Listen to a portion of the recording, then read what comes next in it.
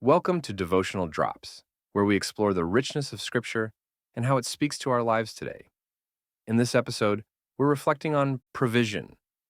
It's not just about having enough food on the table or money in the bank. Today, we're diving into how this ancient concept could revolutionize our approach to personal growth, relationships, and even society as a whole in 2025. Hmm, that's an intriguing way to look at it. So we're not just talking about material provision, but something much broader? Exactly. We're exploring the idea of 2025 as the year of provision, but in a way that goes beyond just financial security. It's about a holistic view of what it means to be provided for, spiritually, emotionally, and physically. That's fascinating. Can you give us a concrete example of what this might look like in practice? Well, let's start with an ancient symbol, the lampstand mentioned in Leviticus 24:4. In the tabernacle, priests were tasked with keeping these lamps burning constantly. It wasn't just about light, it represented God's eternal presence. Oh, I see. So it's a metaphor for maintaining a connection to something greater than ourselves? Exactly. And here's where it gets interesting. While there's this idea of a higher power providing, there's also an active role for people to play. The priests had to tend the lamps, fill them with oil, keep them burning. It's a partnership, That's a powerful image. How do you think this translates to modern life? We're not exactly tending literal lamps these days. right? Well, in today's context, it might mean consistently engaging in practices that nourish your spirit or mind, like meditation, prayer, or even just setting aside time for self reflection.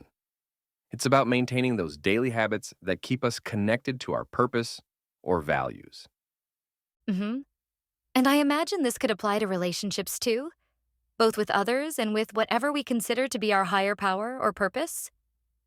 Absolutely. It's about nurturing those connections consistently. And there's an interesting parallel here with how we approach our goals and resolutions for the new year.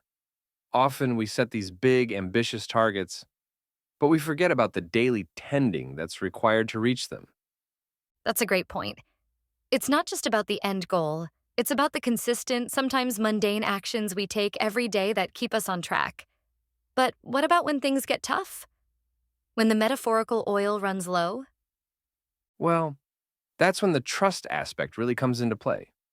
The belief is that even in difficult times, there's still provision available. It might just look different than what we expect. It's about finding hope and resources in unexpected places. Hmm. I can see how that might be comforting, especially in times of uncertainty.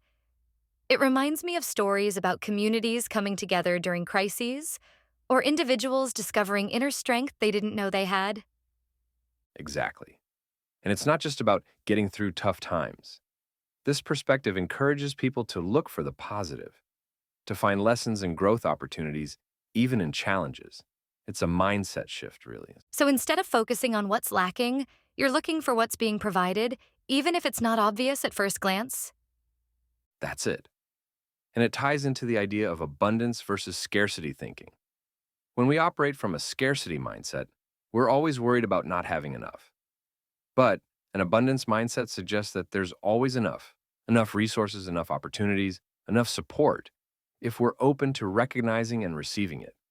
That's powerful. It's not about ignoring real limitations or challenges, but about approaching them with a different perspective. I can see how that would be beneficial, not just on an individual level, but for communities and society as a whole. Absolutely. When people feel provided for, they're more likely to extend that support to others, creating a ripple effect. It's like the old saying, a rising tide lifts all boats. I'm curious about how this concept might play out in different areas of life. We've talked about spiritual aspects, but what about things like career, relationships, or personal growth? Great question. In terms of career, it might mean trusting that the right opportunities will come along while also actively developing your skills and network. It's about being prepared and proactive, but also open to unexpected paths. I see. So it's not about passively waiting for good things to happen, but rather actively cultivating your skills and connections while remaining open to possibilities you might not have anticipated? Exactly. And in relationships, it could be about nurturing connections and believing in the abundance of love and support available.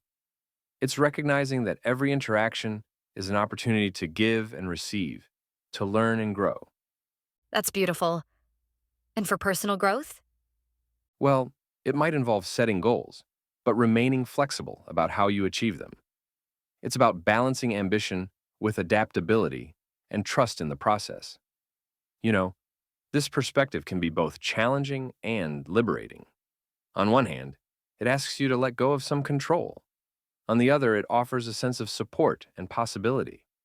It's like having a safety net that allows you to take bigger risks. But how might someone start to cultivate this mindset of provision in their daily life? Are there specific practices or habits that can help? Well, one approach could be keeping a gratitude journal. By regularly noting the ways you feel provided for, you train your mind to recognize abundance in your life. Another practice could be intentional generosity. When we give freely, whether it's our time, resources, or skills, it reinforces the belief that there's enough to go around. Those are great suggestions. Any other concrete steps our listeners might consider? Hmm, Mindful consumption could be another approach. This might mean being more intentional about what we bring into our lives, whether it's material possessions, information, or relationships. It's about quality over quantity. And speaking of tending, establishing daily rituals or practices that help you feel connected to your sense of purpose or values can be really powerful. That makes sense. It could be something as simple as a morning meditation or an evening reflection. These small, consistent actions can help maintain that sense of connection and provision. Exactly. And embracing this mindset might also impact how we approach decision making. When you trust in provision, you might be more willing to take calculated risks or pursue opportunities that align with your values, even if the outcome isn't guaranteed. I can see that. It's like having a safety net that allows you to be bolder in your choices, but I imagine it also requires a certain level of discernment, right? It's not about being reckless.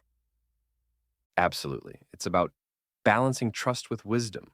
You're still using your judgment and skills, but you're doing so from a place of confidence rather than fear.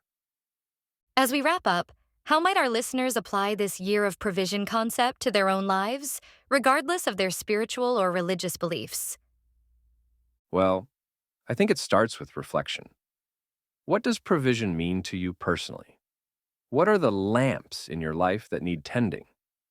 How can you cultivate a sense of trust and abundance in your daily life? These are powerful questions to consider as we step into this new year. Those are excellent prompts for reflection. And perhaps listeners could also consider how they might become a source of provision for others in their communities. That's a beautiful way to extend this concept outward. After all, if we all approached life with a sense of abundance and generosity, imagine the positive impact we could have on our world. It's an inspiring thought to carry with us into the new year. Indeed, it is. Here's to a year of growth, trust, and abundant possibilities for all our listeners. Well said. And remember, whatever your personal beliefs or goals for 2025, there's value in tending to your own lamps while remaining open to the unexpected ways life might provide for you. Here's to a year filled with unexpected blessings and abundant opportunities.